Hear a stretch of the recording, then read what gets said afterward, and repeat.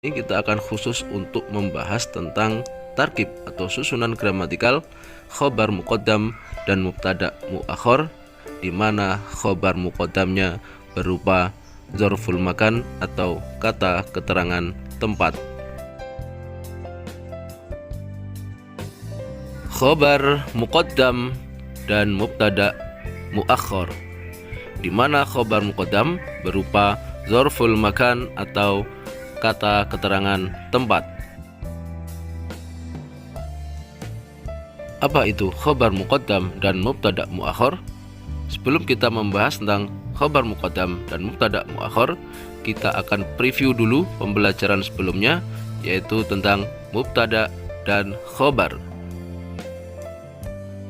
Mubtada adalah isim atau kata benda yang berada di awal kalimat sebagai subjek. Sedangkan khobar adalah kata yang jatuh setelah mubtada sebagai predikat. Dalam pembahasan kali ini, khobar berupa dzaraf makan atau kata keterangan tempat. Berikut adalah contoh kalimat susunan mubtada dan khobar. Perhatikan. Nomor 1, al-hadiqatu wara'al baiti. Kebun ada di belakang rumah. Nomor 2, al-wisadatu 'alas sariri. Bantal itu di atas ranjang. 3, as-sayyaratu amamat darrajati. Mobil itu di depan sepeda. Kata yang bergaris bawah adalah mubtada. Al-hadiqatu, al-wisadatu, dan as-sayyaratu. Sedangkan yang bercetak tebal merah adalah khobar, di mana khobarnya berupa kata keterangan tempat.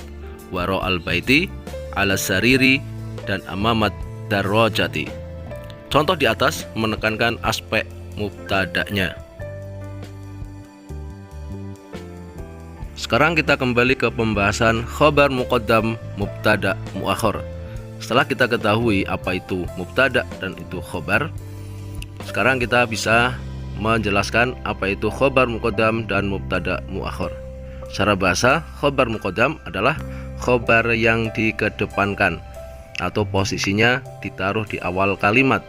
Sedangkan mubtada muakhar adalah mubtada yang diakhirkan, diletakkan setelah khobar muqaddam.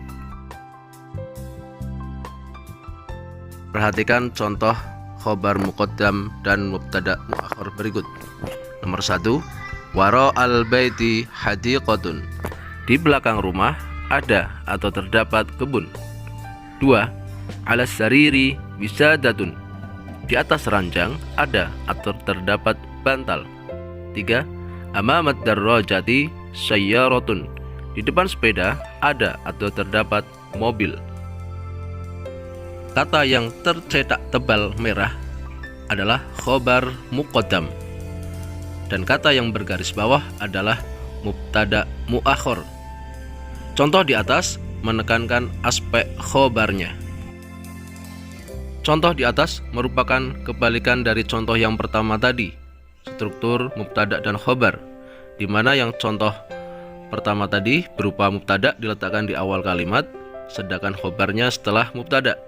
Sedangkan pada contoh yang ini, kedudukan katanya dibalik. Khobarnya didahulukan yang disebut khobar muqaddam, dan mubtadanya diakhirkan yang disebut mubtada muakhar. Yang kelima, susunan ini hanya berlaku untuk khobar yang berbentuk dari kata keterangan tempat saja. Jadi tidak semua mubtada dan khobar itu bisa dibolak-balik. Susunan seperti ini dapat mempengaruhi arti. Nanti akan kita bahas. Kemudian, kata ada atau terdapat pada contoh di atas dimunculkan untuk memudahkan penerjemahan ke dalam bahasa Indonesia. Yang terakhir, setiap mubtada harus diberi al jika bukan nama orang, kota, dan lain sebagainya. Akan tetapi, jika mubtada tersebut diakhirkan atau dibalik menjadi posisinya setelah khobar, maka tidak diberi al atau dalam bentuk isim nakiroh. Agar bisa untuk lebih paham, kita jajarkan kedua contoh yang struktur mubtada khobar dan khobar muqaddam mubtada muakhir. Yang di atas adalah struktur mubtada dan khobar, sedangkan yang di bawah adalah khobar muqaddam mubtada muakhir. Kita lihat dari contoh nomor 1. Untuk contoh yang di atas, nomor 1, al-hadiqatu wara'al baiti. Al-hadiqatu adalah mubtada, wara'al baiti adalah khobar. Artinya kebun ada di belakang rumah. Untuk yang bawah dijadikan khobar muqaddam dan mubtada muakhir. Khobarnya yang berupa kata keterangan tempat dipindah atau diposisikan ada di awal kalimat menjadi wara'al baiti hadiqatun. Kita lihat kata hadiqatun. Dari yang semula ketika berstruktur mubtada khobar adalah al-hadiqatu, diawali dengan al, menjadi hadiqatun. Dari isim ma'rifah al-hadiqatu menjadi isim nakirah hadiqatun dengan dihilangkan al dan harokat huruf terakhirnya menjadi tanwin dhammah. Artinya menjadi di belakang rumah ada kebun. Demikian juga dengan contoh nomor 2 dan 3. Dari kata al-wisadatu al-sariri menjadi al-sariri wisadatun. Al-wisadatu menjadi wisadatun. Nomor 3, as-sayyaratu amamad darajati menjadi amamad darajati sayyaratun. Kata as-sayyaratu menjadi sayyaratun.